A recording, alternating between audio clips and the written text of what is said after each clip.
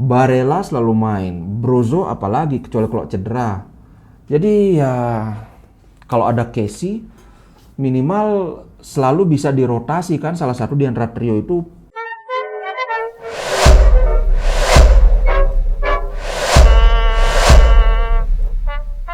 Halo Sobat Ngemin, apa kabar? Wah, ini ada gosip yang lagi hot banget. Aduh, kalian tahu Frank Kessie kan? Nah, ini tiba-tiba ada gosip yang sangat santer bahwa Frank Kessie mungkin mengikuti jejak Calhanoglu pindah ke Inter. Waduh, terus terang aku lumayan suka sama yang namanya si Kessie ini walaupun tampaknya agak-agak nyebelin gitu. Tapi mainnya bagus loh. Ini gila. Aku bacain aja ya. Drama perpanjangan kontrak antara AC Milan dan Frank Kessie tidak menemui titik terang. Keduanya dilaporkan gagal menemukan solusi terkait pembayaran gaji. Waduh, kasihan juga nih Milan. Milan hanya bisa mengabulkan kenaikan gaji sebesar 5 juta euro plus bonus jadi total 6 juta euro per tahun. Namun, agen Kessie mengklaim kliennya layak mendapat bayaran lebih hingga sekitar 9 juta euro per musim. Wih, gila. 9 juta euro untuk sekelas Kessie kayaknya Inter pun nggak akan mau kalau 9 juta euro. Kalau 6 atau 7 mungkin masih bisa diinikan ya. Situasi itu yang membuat kudanya menemui jalan buntu ya. Nah, Biocini meyakini Kessie dapat meninggalkan Milan pada Januari atau musim panas 2022. Jadi bisa transfer pertengahan musim ini atau di akhir musim, karena di akhir musim ya habis kontraknya. Ini naga-naganya bisa jadi kayak Calhanoglu ini, bebas transfer lagi nih. Tetapi ia memiliki pendapat jika sang pemain bisa saja mengikuti jejak mantan rekannya Hakan Calhanoglu ke Inter Milan. Nah, Biocini ini agennya si Kessie. Kami melihat apakah Kessie akan tetap di Milan dan saya pikir itu sulit. Klub-klub top Eropa seperti Inter Milan pun berniat memilikinya, kata Biocini dilansir Sempre Milan. Waduh. Lebih lanjut, ia menyebut Direktur Inter Ausilio merupakan sosok yang sangat mengagumi Kessie dan jelas berencana untuk mendatangkan sang pemain apabila memiliki peluang tersebut. Waduh, kalau aku sih ya, pemain bebas transfer dengan kualitas seperti Kessie ini, wih gila sih. Menurutku ambil aja, walaupun gajinya dia minta gede, tapi gratis gitu loh. Bayangkan kalau kita harus beli. Kalau ini pemain sekelas Frank Kessie ini hampir pasti udah di atas 50 juta euro.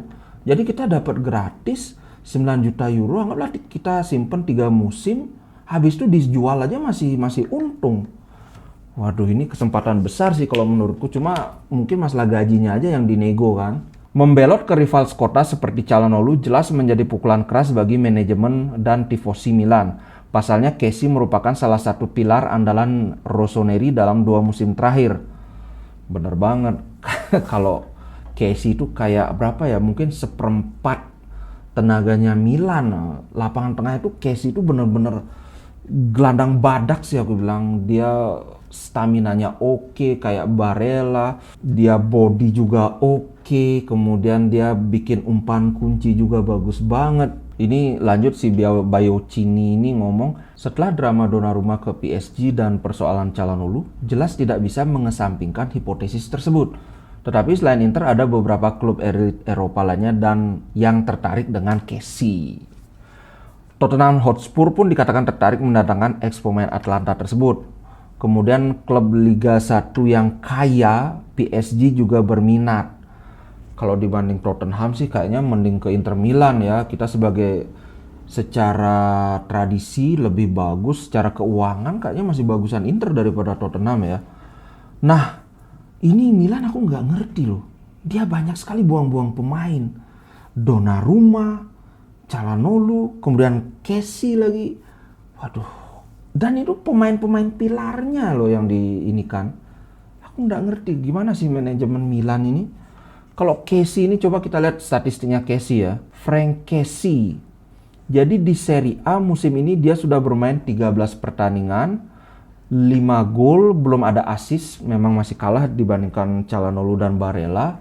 Ini cocok buat ini sebenarnya. Buat apa ya? Pelapis. Tapi Frank Casey ini tipe first teamer. Jadi dia itu bukan tipe pemain yang mau jadi sekedar cadangan aja. Nggak tahu apa dia nanti mau ke Inter Milan karena saingannya itu kan sudah pasti Barella atau Calhanoglu. Aku belum tahu apakah dia bisa bermain di posisinya Brozo. Cuma kalau dia bisa bermain di posisi Brozo, dia akan dapat menit bermain yang reguler karena bisa dirotasi terus.